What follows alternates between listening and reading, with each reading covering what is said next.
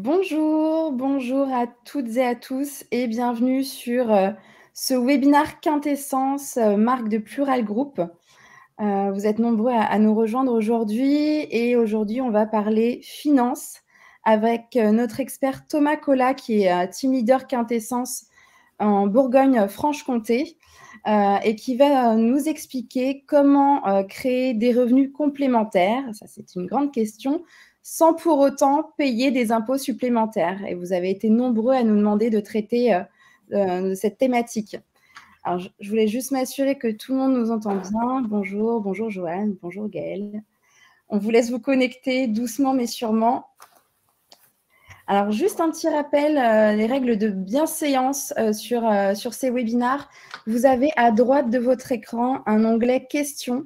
N'hésitez pas à poser toutes vos questions à Thomas sur cet onglet et on y répondra à la fin de son intervention. Ça nous permettra de vraiment hiérarchiser les typologies de questions et de répondre vraiment à vos interrogations de manière structurée. Bonjour, bonjour Géraud, bonjour Marcel.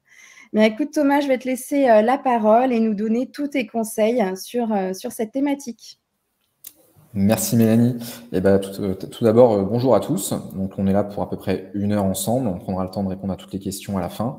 Donc, dans cette heure, on va quand même traiter du sujet comment créer des revenus supplémentaires sans impôt. Et donc, du coup, on va utiliser 2 thématiques pour ça. Une première qui sera plutôt les placements d'immobilier, l'épargne. Et enfin, tout ce qui est placement dit immobilier, l'investissement éventuellement dans la pierre. Donc déjà, on va commencer pour traiter ce sujet, sur les impôts principaux que vous pouvez rencontrer et qu'on peut essayer d'éviter ou du moins atténuer. Donc déjà, le premier qui existe et qui est le plus courant et qu'on connaît tous, c'est l'impôt sur les revenus. Il en existe 2 grands qui sont l'imposition au barème progressif de l'impôt. Donc ça peut être sur les revenus du patrimoine, mais aussi sur les revenus de vos salaires. Et nous avons aussi le prélèvement forfaitaire unique qui, lui, est porté à 12,8%. On peut l'entendre aussi sous le régime de la flat tax. Et par rapport à ça, ces impôts, donc 12,8 pour un prélèvement forfaitaire unique, on en reparlera tout à l'heure, et l'impôt au barème progressif de l'impôt, pour vous donner des chiffres, on part d'un impôt à 0%, et plus les revenus vont augmenter, plus nous allons tendre à augmenter ce taux d'imposition par tranche. Et donc, on passe dans un barème de 11%, 30%, 41%, puis 45%. Et parfois, même sur des très hauts revenus, on a des impôts supplémentaires qui viennent se greffer. Donc ça, c'est un impôt sur le revenu sur lequel, effectivement, tout type de revenus, du patrimoine ou de vos revenus du travail, on subit cet impôt avec notre déclaration d'impôt au printemps. Et vous devez avoir reçu, d'ailleurs, depuis moins d'1 mois, vos avis d'imposition définitifs. Et c'est là-dessus aussi on peut essayer de travailler, et c'est un de nos grands sujets d'aujourd'hui. Ensuite, nous avons un autre impôt qui est assez connu et régulier, c'est l'impôt sur la fortune immobilière. Donc, gros changement depuis 2018. Suite aux dernières élections, on a abandonné l'ISF, impôt sur la fortune, pour passer uniquement sur l'impôt sur la fortune immobilière. Sujet qui nous intéresse particulièrement, car tout placement mobilier, du coup, est exonéré de cet impôt. Donc depuis 2018, ça permet quand même d'aller travailler une atténuation de l'impôt en peut-être allégeant votre patrimoine immobilier et en le transformant en patrimoine d'épargne et financier qui permet du coup de se débarrasser un petit peu de cet impôt. C'est un impôt qui commence avec il faut avoir un patrimoine de plus de 1,3 million net. Alors 1,3 million net, c'est-à-dire que vous prenez tous vos actifs immobiliers et on va en déduire toutes les dettes financières qui y sont rattachées, tous les passifs. On bénéficie aussi quand même sur cet impôt d'un abattement de 30% sur la résidence principale. Donc, vous pouvez avoir une très grosse maison de plus d'1,3 million et ne pas être redevable de cet impôt sur la fortune immobilière. Enfin, là c'est un impôt qu'on va beaucoup parler aujourd'hui, c'est les prélèvements sociaux, la CSG, le CRDS, toute cette participation qui est demandée à l'État, c'est sur les revenus du patrimoine. Je ne parle pas des revenus que vous avez, vos revenus du travail, mais sur les revenus du patrimoine, que ce soit épargne ou foncier. Nous avons effectivement cet impôt, taux d'imposition qui est de base de 17,2% et qui peut être exonéré sur certains placements, tout ce qui est produit d'épargne, par exemple, les livrets réglementés, je pense au livret A, au LDD, au livret d'épargne populaire également. Tous ces livrets qui sont réglementés sont exonérés de prélèvements sociaux. Attention, beaucoup d'épargne que vous avez au quotidien, comme le plan d'épargne logement, le PEL ou le CEL, compte épargne logement, sont des épargnes réglementées, mais qui subissent les prélèvements sociaux chaque année sur vos intérêts. D'accord? Donc voici les trois grandes familles d'impôts. Je ne vais pas aller sur tout le reste des impôts, sinon on pourrait y passer toute une journée, mais c'est les principaux qu'on rencontre et c'est ceux qui vont nous intéresser lors de ce webinaire. Donc, pour commencer, on va s'intéresser aux produits dits mobiliers, l'épargne. Le premier auquel j'ai pensé, c'est le PEA, le plan d'épargne en action. On l'oublie souvent, le PEA, ça permet de placer une partie de votre épargne en action dans des entreprises françaises et européennes à des conditions fiscales très avantageuses. Pour bénéficier des avantages fiscaux de ce placement, vous devez le détenir pendant au moins 5 ans avant de récupérer votre épargne sous forme de capital ou de le sortir en rente après ces 5 ans. C'est le seul placement auquel il est encore possible de souscrire et qui permet de percevoir une rente non imposable. Et ça, c'est important. Après ces 5 ans d'imposition, après ces 5 ans de détention, vous ne payez pas d'impôt sur votre rente à l'impôt sur le revenu. Mais attention, elle reste soumise aux prélèvements sociaux. Et oui, les prélèvements sociaux, on va le voir dans la majorité des temps, du temps, c'est l'impôt le moins compressible. C'est celui qu'on a généralement, qu'on retrouve à chaque fois sur les revenus du patrimoine. Donc voilà.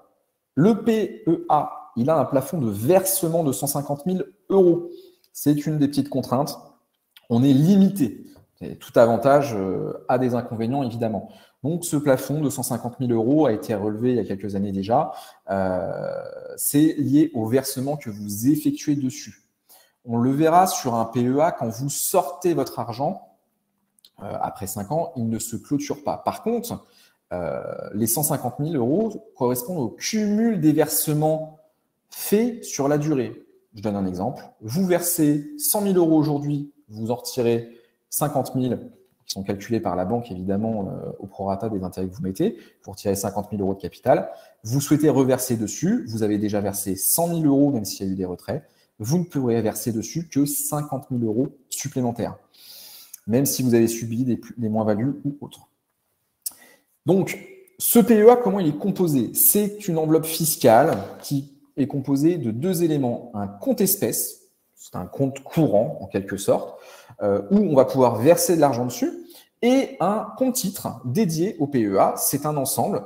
Toutes les opérations vont avoir lieu entre ces 2 comptes pour les achats d'actions, les ventes, les versements de dividendes ou éventuellement les versements que vous pourriez faire pour alimenter ce compte espèce qui vous permettra par la suite d'acheter des titres ou de les revendre. Donc, tout va transiter sur ces 2 opérations. Et enfin, vous pourrez faire des retraits par la suite. Le capital détenu sur le PEA, il est composé du cumul de ces 2 sommes, d'accord, en espèces ou en titres. Et par rapport à ça, on va s'intéresser à sa fiscalité, chose qui est très intéressante. Donc, les gains qui sont réalisés sur son PEA sont exonérés d'impôts et de prélèvements sociaux tant qu'ils ne sortent pas du PEA. Tant que vous restez dans votre enveloppe PEA, vous ne payez rien. Très intéressant pour pouvoir continuer à produire des intérêts, continuer à valoriser votre patrimoine. Vous n'êtes pas taxé annuellement, vous n'êtes pas taxé quand vous réalisez une plus-value, tant que vous ne faites pas de retrait. Donc, ça, c'est un des premiers avantages du PEA vraiment sur cette fiscalité. Après, là où la fiscalité va s'appliquer, c'est en cas de sortie du PEA. Donc, vous avez une première fiscalité qui peut s'appliquer si votre PEA a moins de 5 ans. Attention, tout retrait entraîne une clôture. Vous êtes imposé sous le régime du prélèvement forfaitaire unique. Au niveau de vos plus-values, le capital n'est pas taxé.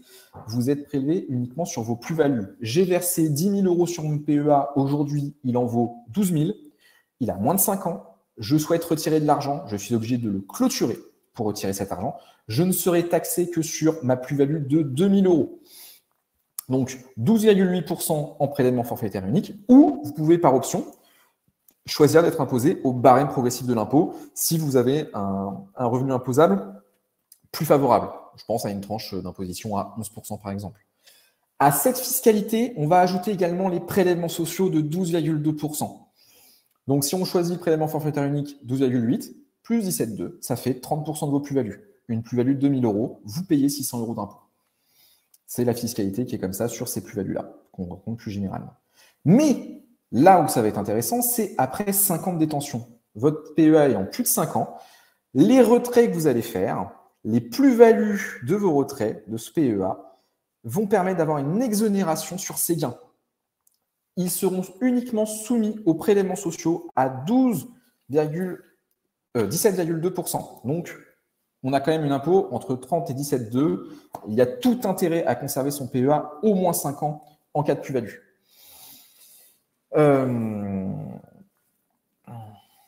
Donc, par la suite, donc ça a été mis en place par la loi Pacte depuis la loi de finances de 2019. Donc, c'est très intéressant. Mais ce qui va nous intéresser également, c'est la sortie du PEA en rente. C'est une autre possibilité que de le sortir en capital. On peut le sortir en rente. Alors, attention, cette rente est totalement exonérée d'impôt sur le revenu, encore une fois. Donc, ça reste intéressant au niveau du PEA. Par contre, qu'est-ce qu'une rente? Une rente, en fait, c'est de dire j'ai un PEA aujourd'hui, je souhaite le transformer, j'ai un capital. Pour rappel, les versements sont limités. Et sur ce capital, je vais bénéficier, je vais l'aliéner, je vais le confier à un assureur qui, sur cette somme, va me donner une rente. Et cette rente, en fait, on peut l'assimiler à une retraite. En fait, tout simplement, c'est de dire aujourd'hui, vous capitalisez pour votre retraite. Demain, vous avez un versement d'agréage qui vous sera versé. Par rapport à ça, on ne paye pas d'impôt sur ces revenus qui sont générés, cette rente annuelle.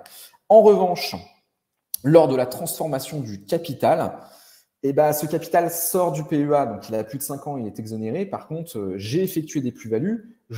Quand je vais transformer ce capital, je vais payer des prélèvements sociaux sur mes plus-values. Ensuite, chaque année, sur les revenus que je vais générer, ils sont exonérés d'impôt, mais pas de prélèvements sociaux. Et on va le voir après. Donc, ces prélèvements sociaux, je vais toujours être soumis à mes 17,2%, mais avec un petit avantage fiscal supplémentaire. Et donc, ces prélèvements sociaux sont liés à l'âge. Plus je prends ma retraite, ma rente tardivement, moins je vais être imposé sur mes prélèvements sociaux. Pour exemple, une personne qui a moins de 50 ans va être taxée uniquement sur 70% de cette assiette d'imposition. Je perçois 1 000 €, et je serai seulement taxé sur 700 pour mes prélèvements sociaux à 17,2. Ça permet de les réduire. Plus vous prenez tardivement cette rente, plus l'avantage fiscal est avantageux. Donc, une personne qui décide d'aliéner son capital entre 60 et 69 ans, qui sont les âges de retraite communs, on aura le droit à une part taxable de seulement 40%. Donc, sur 1 000 € de rente annuelle, seulement 400 € seront taxés à 17,2, ce qui permet de réduire quand même fortement cette fiscalité.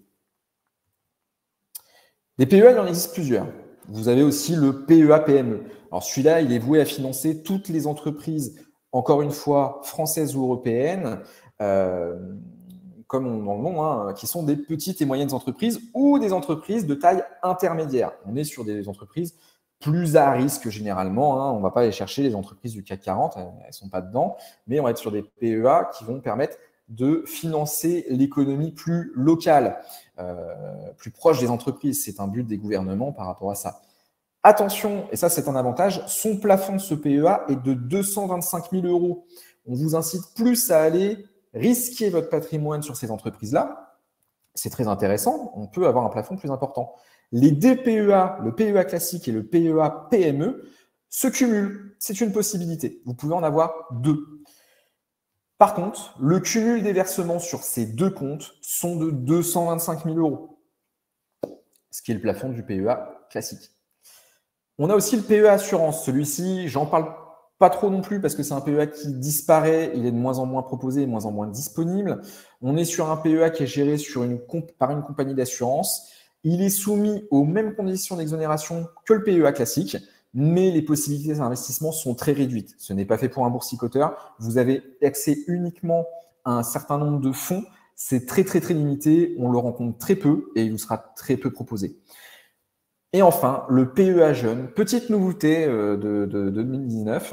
Ce PEA jeune, c'est pour des personnes qui veulent commencer à boursicoter entre 18 et 25 ans, qui sont encore rattachés au foyer fiscal de leurs parents, chose que je n'avais pas dite. on ne peut détenir que 2 PEA dans un foyer fiscal, un par contribuable. Vous êtes marié pacsé, vous avez le droit à 2 PEA, un monsieur et son conjoint, un chacun. Si vous avez un enfant et vous n'avez pas de PEA, jusqu'à 2019, il ne pouvait pas en souscrire un. Il devait être contribuable. Et donc, par rapport à ça, l'État a mis en place pour les jeunes qui veulent commencer à constituer leur patrimoine et constituer une retraite, ce PEA jeune pour les 18-25 ans. En cas de condition de rattachement au foyer fiscal des parents, l'investissement des versements peut être jusqu'à 20 000 euros. À partir du moment où le jeune sort du foyer fiscal, il pourra verser plus de 20 000 euros et aller jusqu'aux 150 000 euros classique du PEA. Sur le plan fiscal, c'est la même chose, ça fonctionne de la même manière. Donc, on retiendra au niveau du PEA, c'est un capital, le capital des PEA n'est plus soumis à l'impôt sur la fortune. Et donc, du coup, on est plutôt tranquille de ce côté-là. On peut constituer du patrimoine qui n'est pas taxé tant qu'on n'en sort pas. Avec la loi Pacte, tous les gains avant 5 ans sont soumis au prélèvement forfaitaire unique plus prélèvements sociaux. Donc, nous sommes sur 30% sur les gains. Après 5 ans, nous avons une exonération totale des plus-values en cas de rachat à un impôt sur le revenu. Par contre, on a une possibilité de transformation après 5 ans de ce PEA en rente. L'exonération, la liquidation est exonérée d'impôt, mais d'un point de vue prélèvements sociaux, nous y sommes toujours soumis. Et cette rente est soumise aux prélèvements sociaux. Double imposition de prélèvements sociaux en cas de rente, ce qui est un peu intéressant. Donc pour moi, comment créer des revenus supplémentaires sans impôt avec un PEA?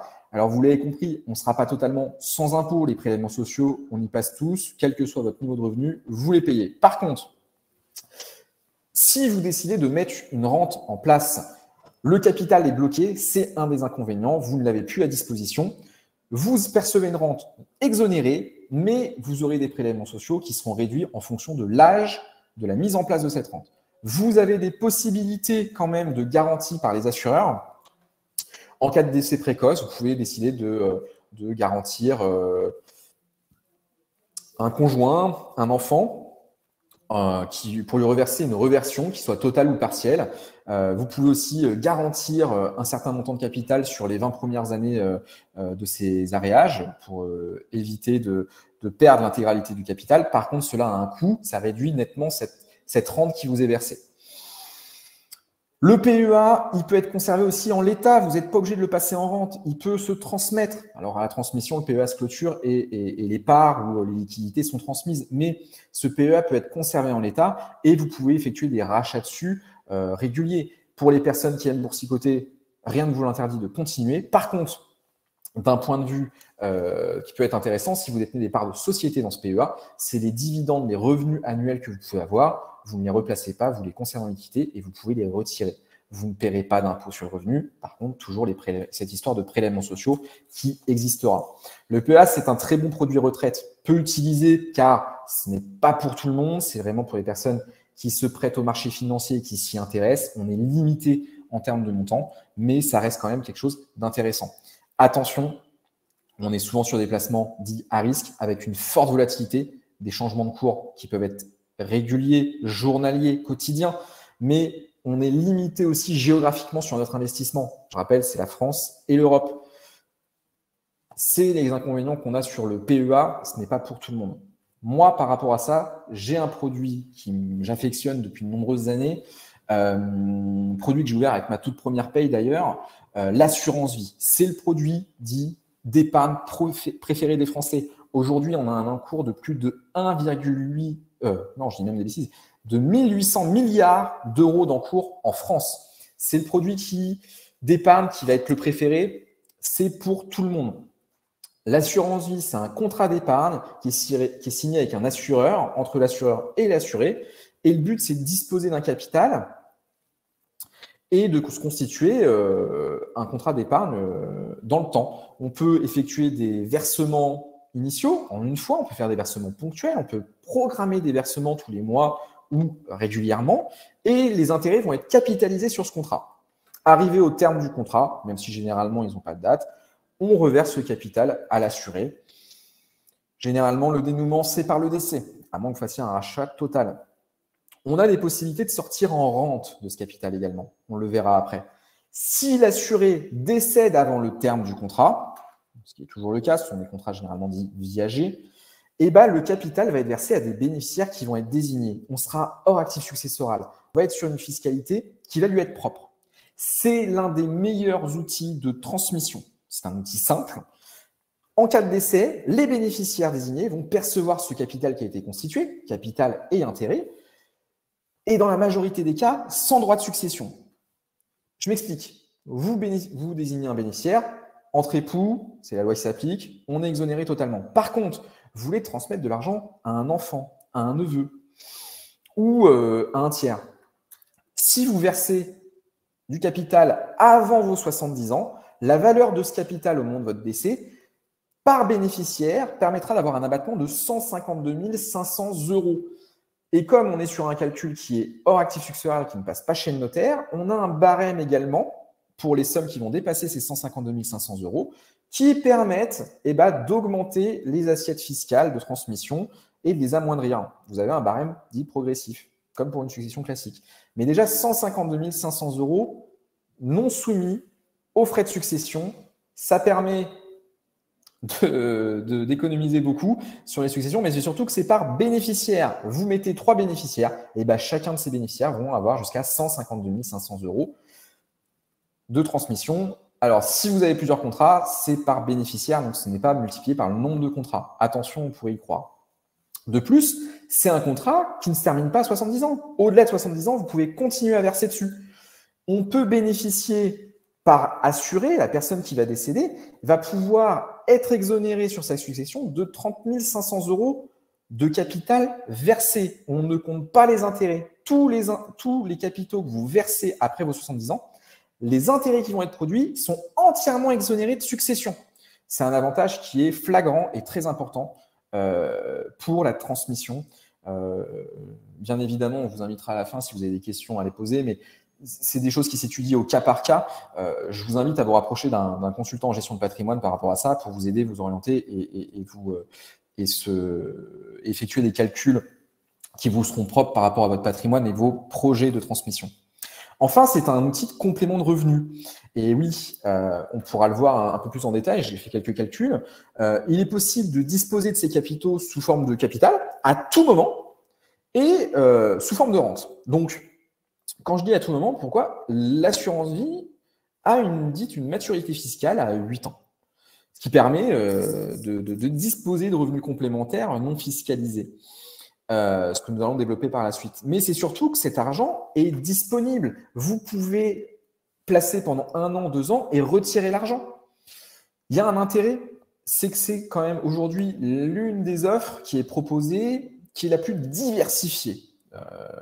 Et on va le voir. Mais par rapport à ça, en effet, le contrat, vous n'êtes pas obligé d'attendre 8 ans, il n'est pas bloqué. Souvent, on l'entend de la part de la bouche des banquiers, alors plutôt inexpérimenté, mais celui que vous rencontrez dans votre quotidien, ce n'est pas de l'épargne bloquée, c'est de l'épargne disponible. On peut s'en servir. On va voir la fiscalité tout de suite après. Et enfin, vous avez une sortie en rente qui est possible. Alors cette rente, je vous en parle tout de suite, elle est à mon sens peu avantageuse, moins que le PEA. Ça va toujours dépendre du montant du capital que vous avez d'existant, de l'âge de l'assuré au moment où vous partez. Vous avez une rente qui est calculée par l'assureur. Et donc, cette rente, elle, n'est pas exonérée à la différence du PEA. Mais par contre, on va calculer en fonction de votre âge, c'est pour ça que j'ai bien détaillé sur le PEA tout à l'heure, le premier versement de cette rente. Comme tout à l'heure, vous avez moins de 50 ans, 70% de cette rente va être intégrée sur l'impôt sur le revenu. D'accord? Vous touchez 1 000 €, on va en déclarer 700. Et sur ces 700 € déclarés, ça va nous servir d'assiette taxable pour les prélèvements sociaux et l'impôt. Prélèvements sociaux, 17,2 des 70%. Pour l'impôt sur le revenu, et du coup, ça va rentrer comme une pension de retraite. Vous aurez un abattement de 10% dans la limite légale et vous l'aurez dans votre impôt sur le revenu. Plus vous prenez tardivement cette rente, plus celle-ci va être non fiscalisés. Je rappelle, entre 50 et 59 ans, seulement 50% sont taxables. Entre 60 et 69, seulement 40.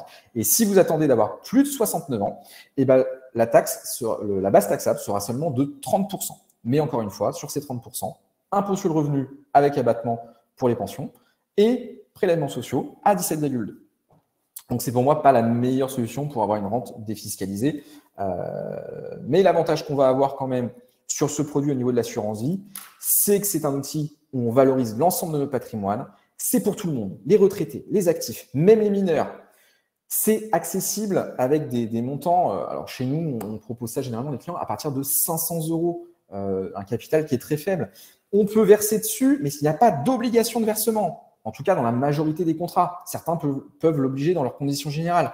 Mais on peut verser dessus pour commencer à se constituer un patrimoine dès le plus jeune âge. C'est même le premier pas pour commencer à se constituer un patrimoine sécurisé pour la retraite. Pas de versement obligatoire, disponible à tout moment. On peut garder le contrat toute sa vie. Et j'insiste, l'ouvrir le plus tôt possible permet d'atteindre plus rapidement la maturité fiscale de 8 ans. Et c'est un outil indispensable pour votre épargne. Plus globalement, pour votre patrimoine, l'assurance vie, vous avez une vente d'un bien immobilier, vous recevez un héritage. Qu'est-ce qu'on fait de cet argent aujourd'hui? C'est la question que me posent la plupart du temps mes clients. Et bien, si une assurance vie est déjà ouverte, on peut s'en servir en termes d'outils. Pour moi, c'est le socle de la gestion de patrimoine, c'est l'assurance vie, c'est notre outil pour les clients pour permettre de faire fructifier de l'argent à court terme, à moyen terme, voire même à long terme. Et c'est surtout qu'on a des possibilités d'investissement qui sont les plus nombreuses. Possibilité d'investissement sur un contrat d'assurance vie. Attention, tous les contrats ne le proposent pas. Nous, on travaille généralement sur des contrats où la première chose qu'on peut proposer sur un contrat d'assurance vie, c'est le fonds euro. À la différence du PEA, on a un placement sécurisé sur l'assurance vie. Le placement qui permet de financer majoritairement la dette de l'État. Attention, l'assurance vie, le fonds euro, c'est un fonds disponible, c'est vraiment pour du court terme, c'est du temporaire. La rentabilité diminue d'année en année. En 2020, avoir du 4% de rentabilité, en 2010, avoir du 4% de rentabilité sur un fonds euro, c'était quelque chose de plutôt normal. Ça a toujours rapporté plus que les livrets, c'est tout à fait logique.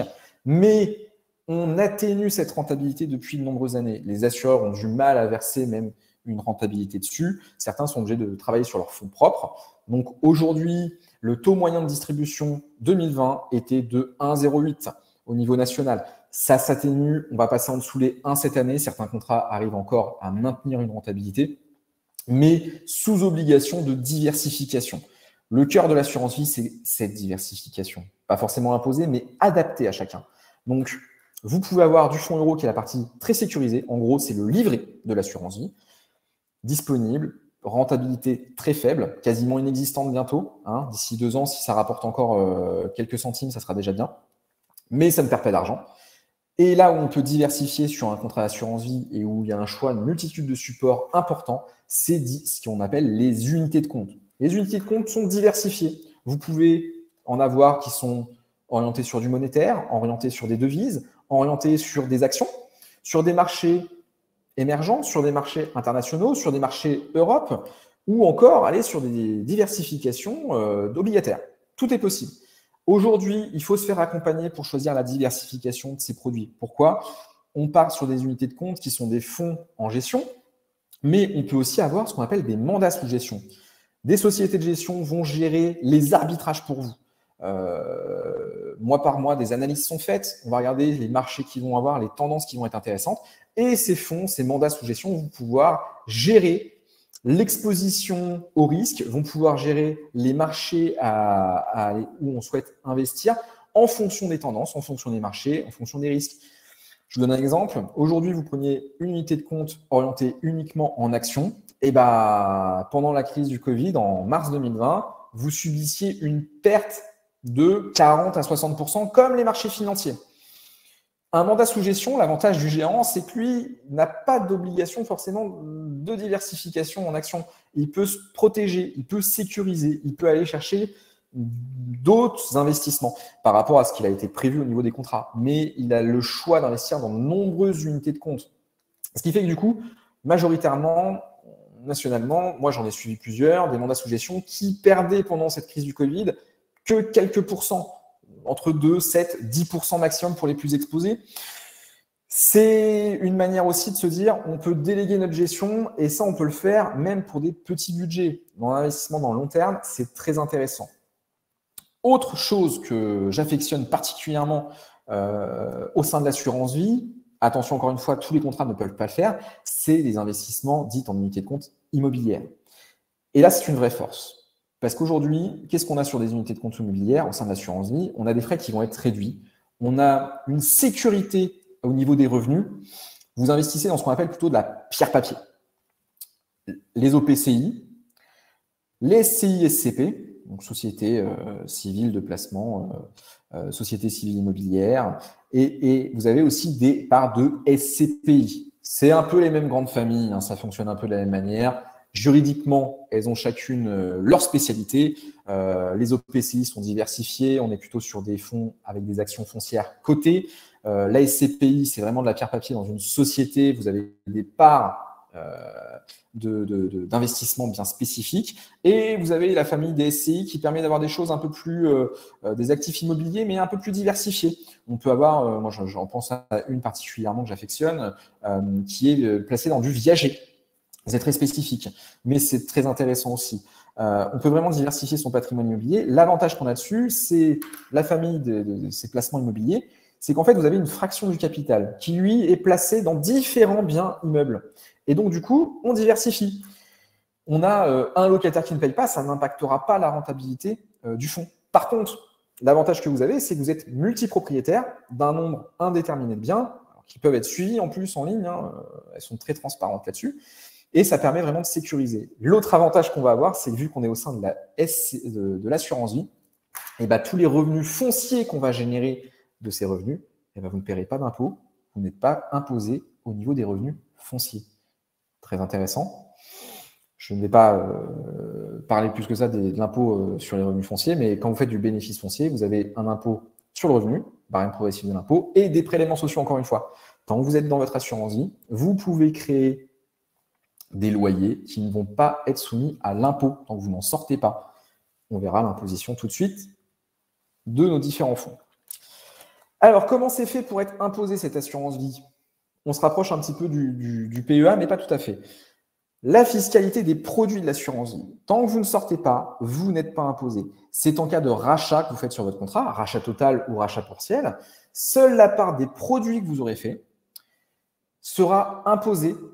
Et pour limiter cet impact sur une assurance vie, on peut racheter partiellement. Et dans un rachat partiel, en gros, ce qu'il faut voir, c'est comme un camembert, avec une croûte qui s'étend, vos intérêts vont venir s'ajouter sur ce camembert.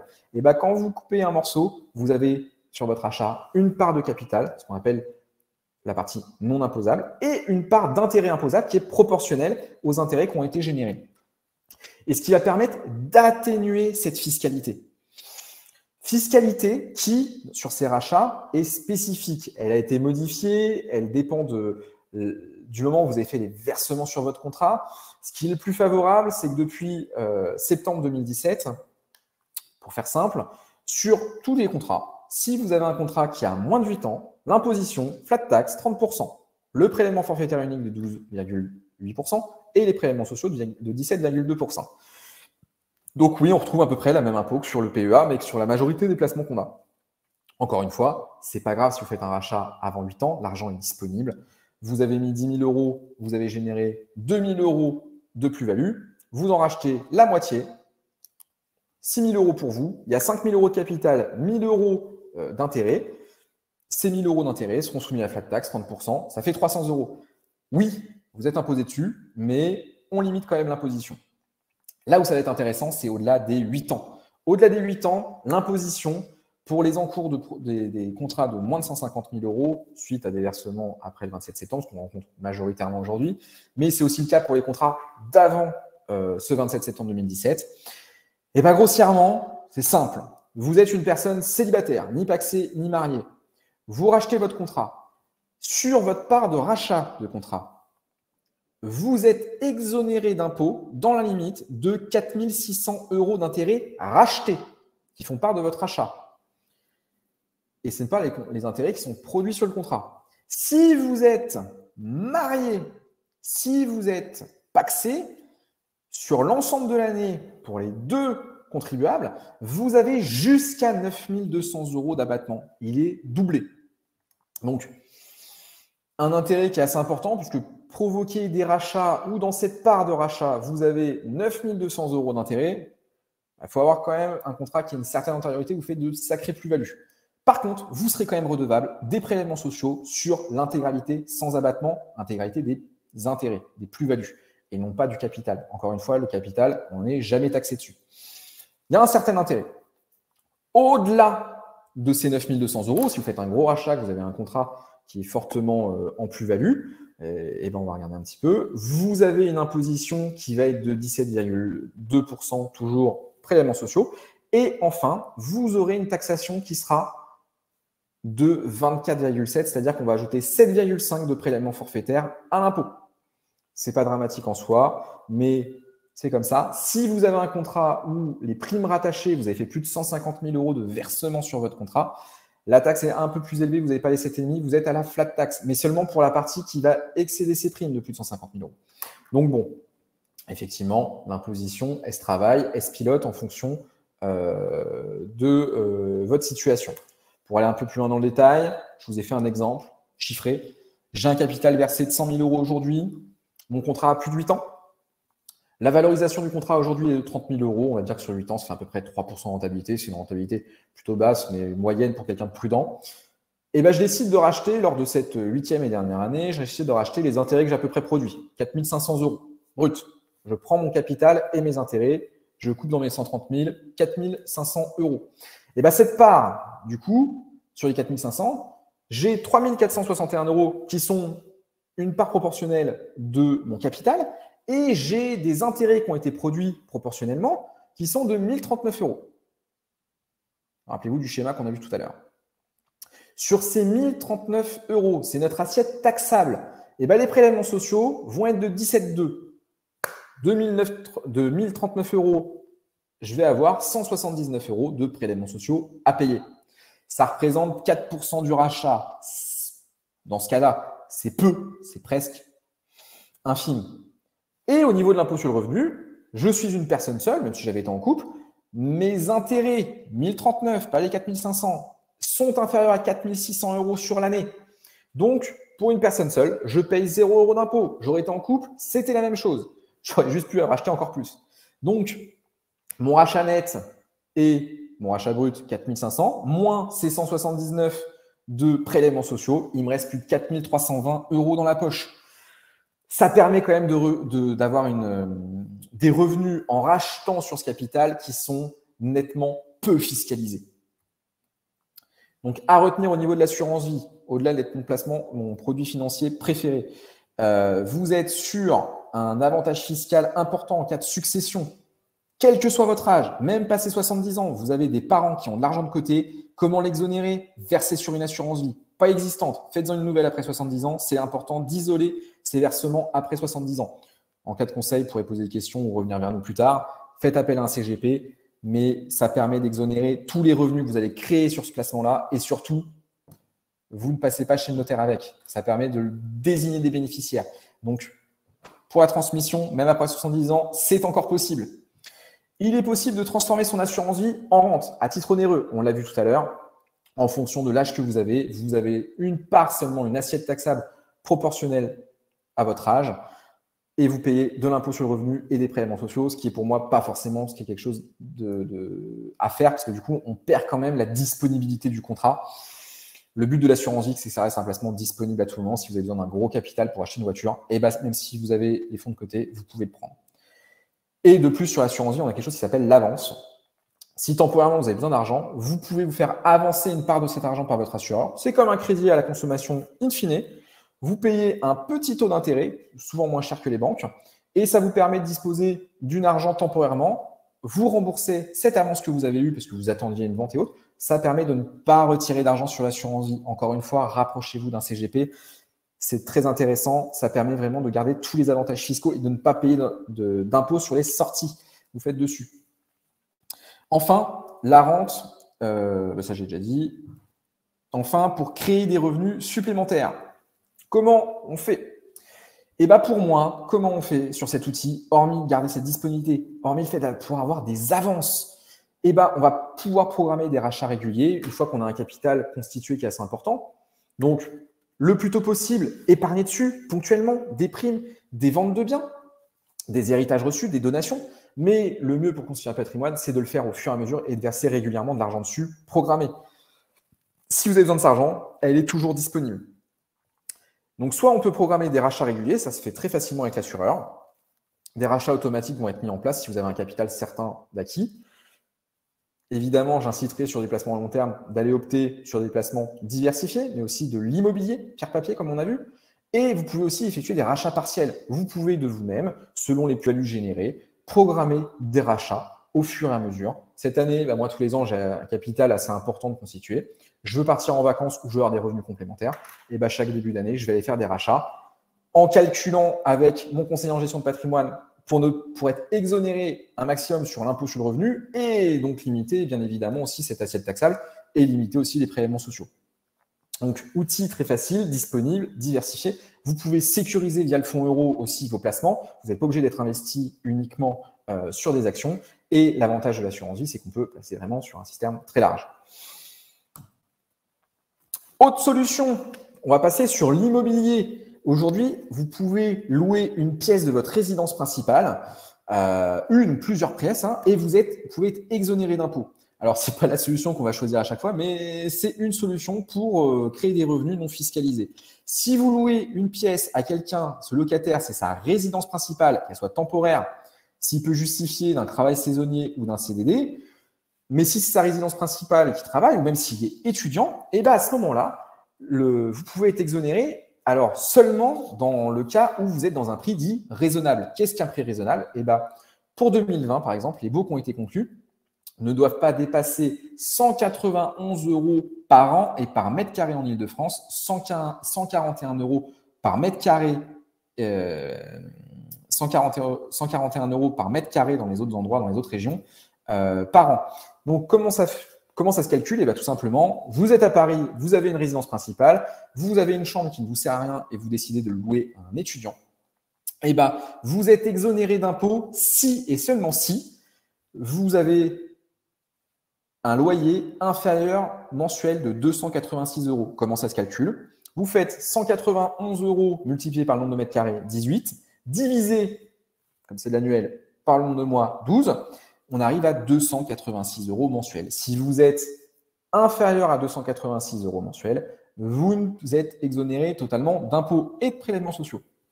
Si vous louez ce bien à une personne dont ce n'est pas la résidence principale, vous pouvez le faire en Airbnb ou autre, temporairement à quelqu'un, vous êtes exonéré d'impôts seulement si le total des loyers et charges sont inférieurs à 760 € par an sur votre résidence principale. Au-delà des 760 €, pas d'abattement. Vous êtes imposé sur la totalité via le régime que vous aurez choisi sur l'intégralité des recettes. Donc, par rapport à ça, c'est une solution. Ce n'est pas la meilleure, c'est chez vous, c'est au choix de chacun, mais ça peut permettre de créer quelques petits revenus supplémentaires. Enfin, et c'est la dernière chose qu'on va voir aujourd'hui, le LMNP, loueur meublé non professionnel. Également, le loueur meublé professionnel, c'est à peu près la même chose. Je ne vais pas rentrer dans les distinctions entre les deux. Ce qu'il faut savoir, c'est que tout le monde est plus ou moins loueur meublé non professionnel. Qu'est-ce que c'est? C'est possible de faire de la location de biens meublés, anciens, neufs, en résidence de service, peu importe, vous pouvez louer des biens. Si vous avez un chiffre d'affaires qui est inférieur à 23 000 €, vous êtes loueur meublé non professionnel. Si ça représente moins de 50% de vos revenus professionnels, vous êtes un loueur non professionnel. Il faut respecter ces deux conditions pour passer loueur professionnel, loueur meublé professionnel. Ça a certains avantages. Ce n'est pas le but d'aujourd'hui. Ça a des liens sur les plus-values, ça a des liens sur la succession. En gros, on va faire quand même quelque chose d'assez généraliste. On va prendre les bases de la location meublée non professionnelle. Vous avez une fiscalité qui est beaucoup plus avantageuse que dans le nu. On va le détailler, les régimes d'imposition, juste après. Mais c'est surtout une solution de garde de biens. Vous avez un bien existant aujourd'hui, vous payez moins d'impôts, on peut le meubler.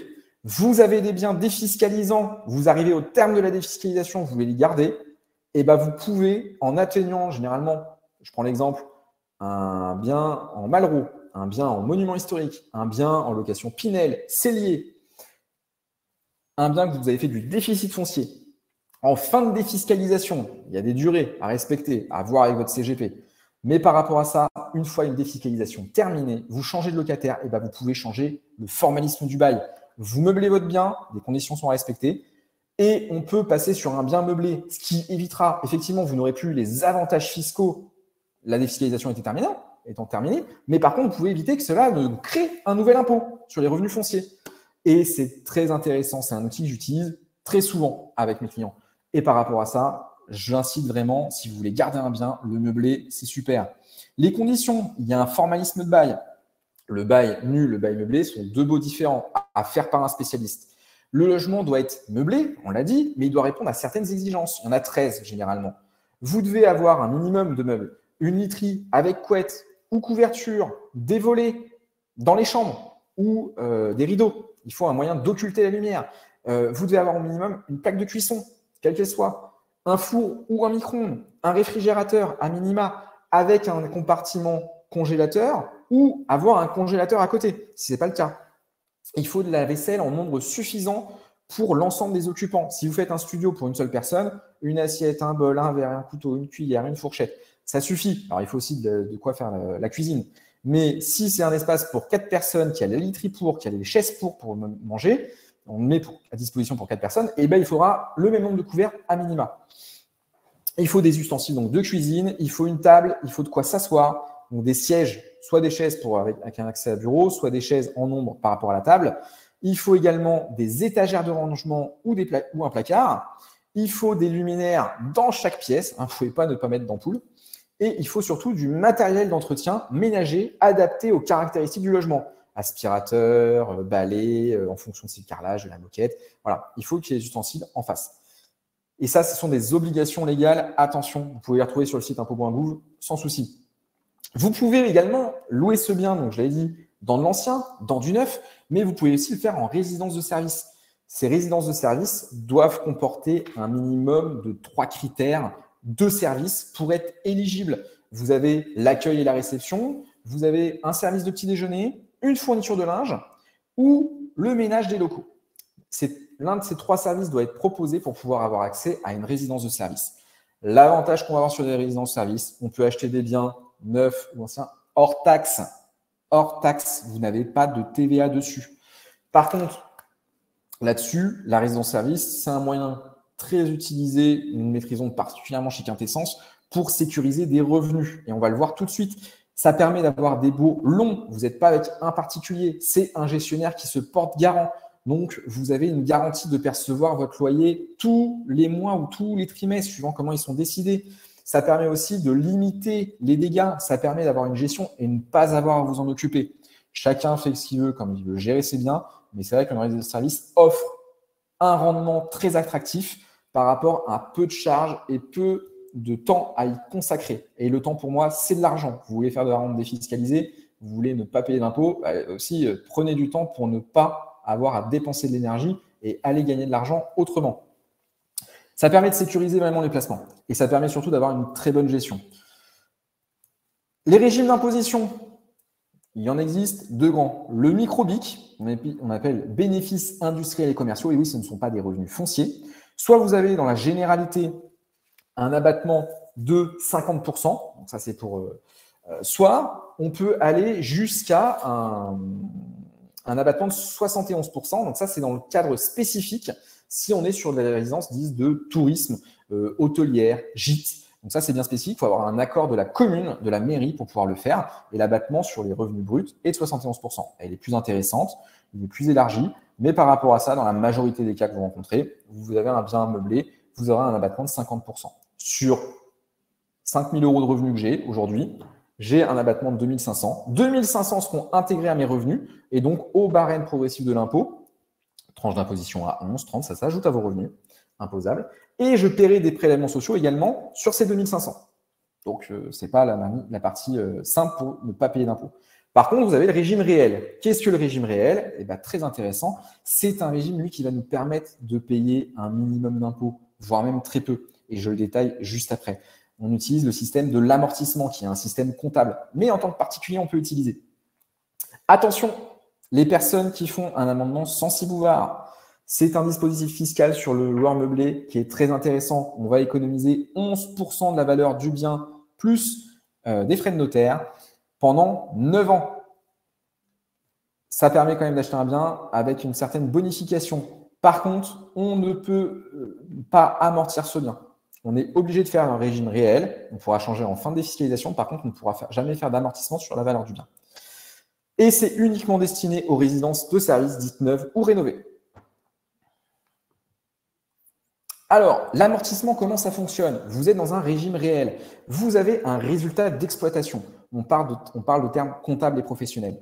Vous avez vos revenus, ce sont vos loyers. On va en déduire toutes les charges. Les charges, généralement, qu'on va rencontrer, c'est l'assurance propriétaire non occupant. Ça va être les charges de copropriété éventuellement. Ça peut être également les intérêts d'emprunt, l'assurance de l'emprunt et les frais de l'emprunt. Ce qui va nous donner un résultat. Et sur ce résultat, on va encore enlever une certaine charge. Et qui est intéressante, c'est l'amortissement. Qu'est-ce que l'amortissement?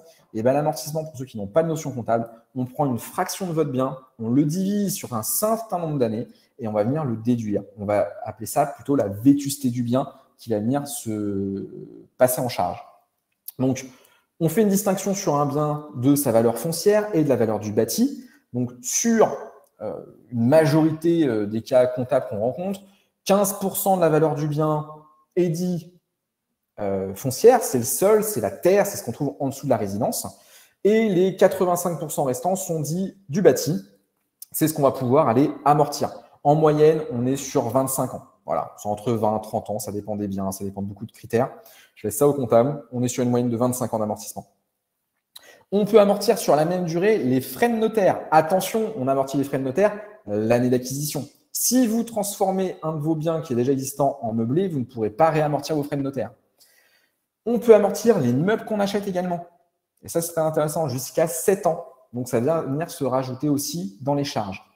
Pour un exemple, frais de notaire inclus, un bien de 100 000 €, je vais pouvoir avoir des loyers de 3 700 €. C'est purement arbitraire, je me suis basé sur rien du tout. C'est pour faire des calculs plutôt simplifiés. Et j'ai 700 € de charges par an. Pas de crédit, juste des charges, la taxe foncière, l'assurance, quelques charges de travaux éventuellement.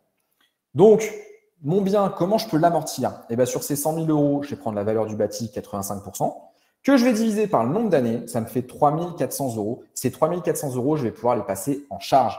Donc, mon résultat d'exploitation, 3 700 € de revenus, 700 € de charge, il me reste 3 000. Sur ces 3 000, j'enlève mon amortissement. Je vais être en négatif comptable, en déficit de 400 €.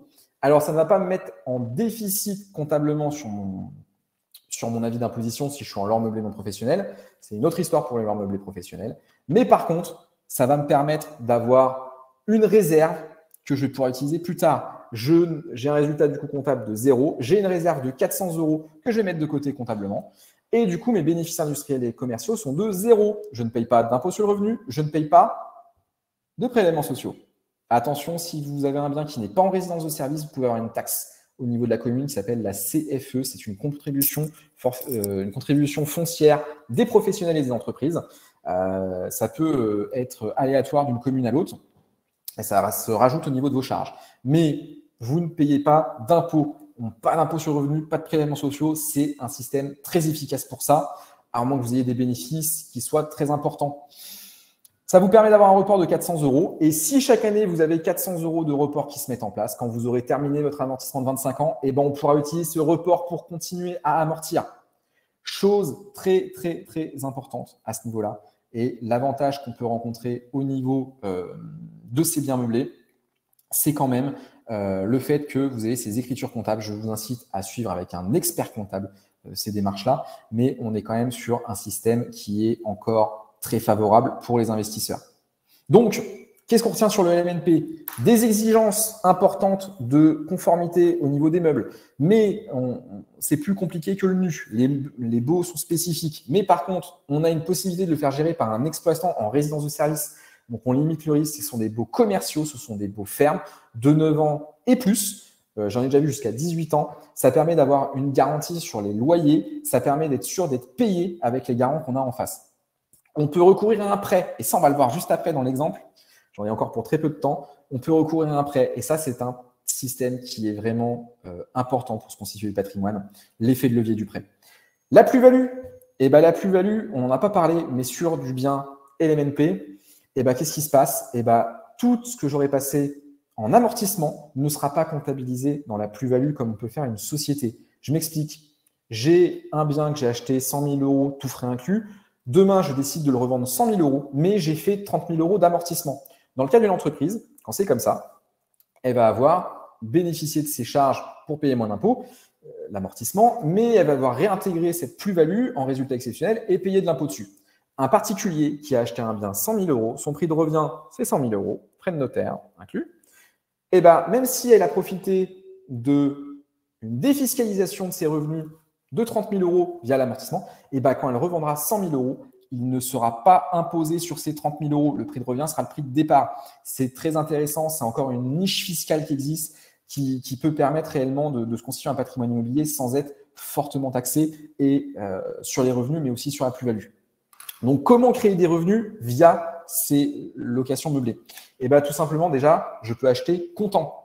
Vous avez des revenus immédiats. Vous pouvez aussi le financer avec un crédit. On va adapter sa durée en fonction de ses projets et des objectifs. Pour se constituer une retraite, c'est l'idéal. Et j'en prends un exemple tout de suite après. Par exemple, j'achète, vous le voyez à gauche sur votre écran, un appartement 100 000 euros. Rendement net, tout frais déduit, 3 000 euros. Je reste bas, je suis pessimiste sur mes calculs. C'est vraiment un titre d'exemple. Et pour me simplifier le travail aussi. J'ai fait un emprunt pour acheter cet appartement, des frais de prêt. J'en ai eu pour 1 500 euros que j'utilise en apport avec ma propre épargne pour le financer. Je fais un financement de 100 000 euros sur 20 ans à 1,2 et j'ai un petit peu d'assurance emprunteur à payer dessus. Pour financer cette opération, tous les mois, je vais avoir des loyers qui vont rentrer, je vais avoir quelques charges, je vais avoir mon crédit à payer. Et bien de ma poche, l'effort que j'aurai à faire pour financer cette opération sera inférieur à 250 euros. Je ne tiens pas compte également des différents avantages que vous avez qui sont par exemple la revalorisation des loyers dans le temps, alors que l'échéance de crédit, elle, reste la même. Les loyers vont être revalorisés annuellement ou tous les 3 ans en fonction des baux. Par rapport à ça, je n'en tiens pas compte. Mais par contre, voilà, pour moins de 250, même sur un budget, sur certains montages financiers, on arrive à atteindre les 150 euros d'effort de la part du client pour constituer un patrimoine immobilier. Et bah, par rapport à ça, vous n'aurez que ça à payer de votre poche. Avec moins de 250 euros d'effort d'épargne sur ça, ça vous permet après 20 ans, à la fin du crédit, d'avoir des revenus sans revalorisation de 3 000 euros par mois, sans impôts et sans prélèvements sociaux. J'aurai encore une réserve d'amortissement, ce que je vous montrais tout à l'heure, avec mes résultats négatifs. Je garde mes résultats négatifs pour plus tard. On peut garder ça pendant une quinzaine d'années, suivant les bénéfices réalisés. Mais du coup, ça nous fait un placement de 35 ans sans payer d'impôts grâce à l'effet de levier du prêt. J'aurai versé de ma poche, eh ben, on va faire le calcul rapidement. J'aurais versé moins de 250 euros, mais on va partir dessus. Pendant 240 mois, plus mon apport initial, j'aurais versé 61 500 euros à peu près de ma poche. Et j'aurai un patrimoine de 100 000 euros qui me rapporte, dans notre cas, 3 000 euros par an sans impôt. C'est le meilleur système pour moi à aujourd'hui. On ne s'embête pas, où on peut créer des revenus non imposables pour la retraite. Aujourd'hui, le gouvernement se désengage de plus en plus. C'est le système le plus pertinent. Autre solution, l'assurance vie. Et là, on va avoir un avantage différent. La rentabilité sera différente. La disponibilité de l'argent est là aussi différente. Sur un bien que vous achetez à crédit, vous allez mettre de l'argent au fur et à mesure. Mais cet argent que vous allez investir au fur et à mesure ne sera pas disponible ou uniquement en cas de revente. C'est la partie inconvéniente de l'immobilier. La partie intéressante de la partie financière, même si vous allez le voir, on est un peu moins intéressant en termes de rentabilité, on peut diversifier bien plus, on peut aussi garder de l'argent disponible. Si dans 3 ans, j'ai besoin de cet argent pour m'acheter une voiture ou j'ai un pépin financier, l'argent est disponible et les délais de vente sont rapides. Une assurance vie, l'argent, vous l'avez en 15 jours maximum. Un bien immobilier, 3-4 mois quand même pour le vendre et avoir l'argent et passer chez le notaire. Donc, par rapport à ça, vous ouvrez une assurance vie, on va partir sur les 1 500 euros d'apport qu'on a mis dans le crédit. Un rendement, on va rester pareil, 3% de rendement. On met de l'argent pendant 20 ans, on va mettre 250 euros par mois qu'on ne va pas revaloriser. On va pas 3%, c'est vraiment prudent en termes de rendement. Je suis allé vraiment sur des valeurs très prudentes. Vu la durée d'investissement, on aurait pu aller chercher des rendements bien supérieurs. Qu'est-ce qui va se passer après 20 ans? Eh ben, j'aurai un capital au terme de près de 80 000 euros. J'aurai versé 61 250 euros de ma poche, 61 500, ça dépend quel mois on est. Les intérêts perçus annuellement par un contrat de 79 000 à 3%, quasiment 80 000, ça fait 2 394 euros. En cas de rachat sur ce contrat, si je veux garder mon capital de disponible, je veux le racheter, je ne passe pas en rente, on l'a vu tout à l'heure, c'est plus intéressant de faire des rachats programmés ou des rachats ponctuels. Et ben, je vais récupérer, je décide de garder mon capital, j'ai économisé pendant 20 ans et maintenant je vais en prendre les fruits chaque année. S'il me rapporte 30%, 3%, et ben, du coup, je vais avoir une base taxable sur mon rachat de 556 €, soit inférieur aux 4 600 et 9 200 € qui nous exonèrent d'impôts. Et donc, du coup, je ne paierai, comme mon contrat aura plus de 8 ans, je ne paie pas d'impôt sur le revenu. Par contre, j'aurai quand même mes prélèvements sociaux à payer sur cette base taxable. Ça représente 96 €. Ça reste infime sur les 2 400 € qu'on retire. Revenu net généré, 2 298 €. Bien évidemment, sur un contrat aussi long, j'espère qu'il y aura plus de plus-value et qu'on aura été chercher des performances plus importantes. Mais pour des personnes prudentes, voilà à quoi vous pouvez vous attendre. Les revenus sont moins importants. On a constitué un capital moins important. En cas de décès, on transmet moins à nos héritiers. Je n'ai pas parlé en plus de la revalorisation immobilière possible qu'on a sur le bien. Mais ce qu'il faut voir, c'est quand même, on a un rendement inférieur, mais on n'a pas d'épargne bloquée. On n'est pas sur un crédit. Pour moi, il faut faire un point avec un CGP pour faire ce choix d'investissement. Le PEA, c'est vraiment spécifique, les boursicoteurs, et on est limité. Là-dessus, la seule limite qu'on va avoir sur un emprunt, c'est votre taux d'endettement, c'est ce que va nous prêter nos banques. Avec les bons montages financiers, et ben pour moi, la location meublée pour se créer des revenus non fiscalisés et l'assurance vie vont de pair. Elle est propre à chacun, elle est en fonction de nos projets, mais il faut allouer les deux. C'est un bon combo pour faire un patrimoine diversifié en étant prudent. Il permet d'aller sur des placements plus sympas. On le voit avec l'assurance vie, on peut aller chercher des performances plus intéressantes sur les produits financiers. Sur l'immobilier, l'avantage, c'est qu'on va pouvoir se permettre de faire des crédits. Voilà, donc j'ai fait un exposé plutôt généraliste, ça a duré 1 heure. Merci de votre écoute. Et ben, s'il y a des questions, on peut y aller. Effectivement, merci Laurent pour cette présentation très claire et très Thomas. complète. Et aussi, grâce à tes exemples très précis, ça nous permet d'y voir plus clair. Alors oui, j'ai eu des questions. J'ai essayé de les regrouper en fonction des thématiques, donc PEA, PER, assurance vie, et aussi les placements immobiliers. Alors concernant le PEA, je pense que c'est peut-être une question de définition.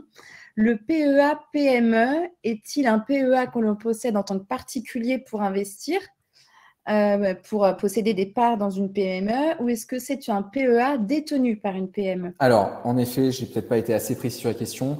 Vous avez le PEA dit classique qu'on appelle le PEA bancaire, mais vous avez un deuxième PEA qui s'appelle le PEA PME, qui est en fonction depuis 6-7 ans maintenant. C'est en fait une deuxième enveloppe pour les particuliers et c'est uniquement pour les contribuables. Donc, le PEA PME vient en complément. Vous pouvez avoir qu'un PEA PME et un PEA classique, ou vous pouvez avoir les deux. Attention, si on a les deux, limite de versement 225 000 €. D'accord, très bien. Et le compte espèce PEA, est-ce qu'il est protégé à hauteur de 100 000 € comme les comptes courants? Alors, le compte espèce PEA de tête, je suis formateur dans les établissements bancaires. Je ne l'ai pas en tête. Je dirais que oui. Mais bon, vous savez, la garantie de 100 000 € qu'on a sur les différents placements qui sont compte chèque, livret réglementé. Le PEA, je vérifierai, je pourrais revenir vers cette personne par rapport à la question, parce qu'il y a un autre plafond de 70 000 € pour les produits financiers. Je ne m'avance pas dessus, je dirais que c'est à côté sur les produits financiers de 70 000 €, mais sachez que si aujourd'hui en France, on avait une crise qui ferait que on perdait tout, le gouvernement ne pourrait pas sécuriser ces 100 000 € par personne et par établissement ou les 70 000 € sur les produits financiers. Pour avoir déjà eu de nombreuses fois la question dans ma carrière, on a la chance d'être en France, on a la chance d'avoir un pays où le système bancaire est très protégé, donc il n'y a pas de souci à se faire là-dessus. D'accord, très bien. Et j'ai une question aussi sur l'assurance vie. Est-ce qu'il y a la possibilité de la racheter partiellement et à n'importe quel moment? Oui, tout à fait. L'assurance vie est disponible à tout moment. Vous pouvez faire un rachat même au bout de 2 mois de mise en place si vous avez besoin d'argent suite à un aléa. Rachat partiel ou rachat total, il faut respecter les conditions générales de l'assureur. Chez nous, les contrats qu'on distribue, généralement, on peut avoir un minimum de 1 000 € de détenue sur le contrat pour le conserver en l'état. Chez d'autres assureurs, en fonction des contrats, ça peut être beaucoup plus. Donc oui, rachat à tout moment. D'accord. Alors du coup, là, j'ai d'autres questions qui vont porter sur l'immobilier, pour le coup, sur l'acquisition de résidences, et cetera. J'ai une question notamment sur le LMP, le LMNP. Apparemment, il y a des choses qui ont changé en 2021 avec la loi de finances. Est-ce que tu peux nous en dire un peu plus sur ces changements? Alors, j'ai pas tous les éléments et en fait, le loueur meublé non professionnel ou LMP, ça va être propre à chacun. On pourra en parler un peu de temps parce que c'est un sujet qui est assez long. J'essaie de faire synthétique. Vous pouvez revenir vers moi pour des questions précises dessus parce qu'il y a des petits changements, mais j'ai pas toutes les notions là en tête. Je les ai pas préparées pour aujourd'hui. On a des différents systèmes LMP, LMNP. Ça peut être long et c'est propre à chacun, donc ça étudie au cas par cas. D'accord, très bien. Après, j'ai des questions assez précises. Je dois prochainement toucher une prime importante dans mon entreprise. Sur quel produit je dois m'orienter afin de sortir de l'imposition pour 2021 et ainsi éviter d'avoir une augmentation de mon imposition? Eh ben, alors, prime d'entreprise, la question c'est de savoir déjà est-ce qu'elle est éligible à un plan d'épargne entreprise ou non, ce qui peut être intéressant. Ensuite, aujourd'hui, j'en ai pas parlé, si on veut défiscaliser au dernier moment sur l'année sur du produit financier, je parle vraiment de défiscalisation sur des revenus perçus, vous avez le plan d'épargne retraite, le PER, qui est un système très intéressant. Par contre, votre question est très précise, mais malheureusement, je n'ai pas l'intégralité de votre situation et de votre patrimoine. Faites appel à un de nos experts. Je pense que Mélanie vous donnera les différents contacts. Ça demande un entretien d'au moins 1 heure pour faire ce qu'on appelle une consultation patrimoniale pour poser les bonnes questions sur l'intégralité de votre situation. Heureusement, notre métier n'est pas d'être un ordinateur et on fait du personnel, on investit, on conseille nos clients de manière à faire du sur-mesure. Pour l'instant, en l'état, ça peut dépendre de plein de choses. On a encore du temps pour faire de la défiscalisation aussi immobilière. Il y a des possibilités sur des monuments historiques, des monuments historiques. Ça peut être une bonne manière, mais c'est propre à chacun. Ça dépend des budgets et ça dépend aussi surtout de vos projets et de votre situation actuelle. Donc, par rapport à ça, malheureusement, je ne pourrais pas vous répondre avec si peu d'éléments. Effectivement, je vous mets à nouveau un lien dans le chat. Vous pouvez effectivement demander à être appelé par un de nos experts. L'objectif, c'est véritablement que vous les rencontriez en direct pour pouvoir faire un état des lieux de votre situation fiscale et patrimoniale et que vous puissiez bénéficier des meilleurs conseils, en tout cas des conseils les plus adaptés à votre situation. J'ai une autre question concernant l'exonération d'impôts sur la location d'une résidence principale. Notamment en matière de résidence saisonnière. Par exemple, si je loue ma résidence principale 4 semaines en été, est-ce que je dois déclarer ces revenus ou je suis exonérée? Eh ben, vu que c'est de la résidence temporaire, c'est pour des vacances, c'est de la villégiature, vous louez 4 semaines. Si ça n'excède pas 760 €, eh ben, vous n'avez pas à les déclarer. Vous êtes exonéré. C'est seulement si cette somme dépasse, vous devrez le déclarer en bénéfices industriels et commerciaux, votre bien immobilier. Et donc, par rapport à ça, je pense que si vous louez votre maison, pour ne pas vous embêter aussi peu de temps avec des frais comptables, je vous inviterai à faire une déclaration, ce qu'on appelle le micro-BIC. Vous avez encaissé 1 000 €, vous aurez 50% d'abattement et 500 € seront imposés et à l'impôt sur revenu, au barème progressif et aux prélèvements sociaux. Merci Thomas pour ces précisions. Je n'ai pas d'autres questions pour le moment. En tout cas, n'hésitez pas à cliquer sur le lien que je vous ai mis par chat ou même à contacter Thomas.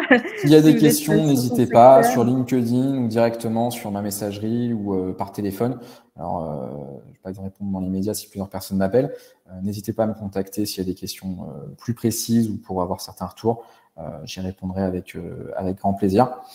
N'hésitez pas à contacter nos experts aussi. On est partout en France. On ne fait pas que du revenu non fiscalisé. On sait gérer du patrimoine d'un point de vue global. Donc, s'il y a des questions sur votre patrimoine, on saura y répondre plus précisément, mais on est plutôt à faire du sur-mesure, donc on prête du temps à chacun pour savoir quoi vous répondre. Il faut étudier l'ensemble de votre patrimoine et de votre situation. Et avant de vous libérer pour déjeuner, parce que je vois qu'il est 13h10, je vous partage également un lien pour vous inscrire à notre prochain webinar.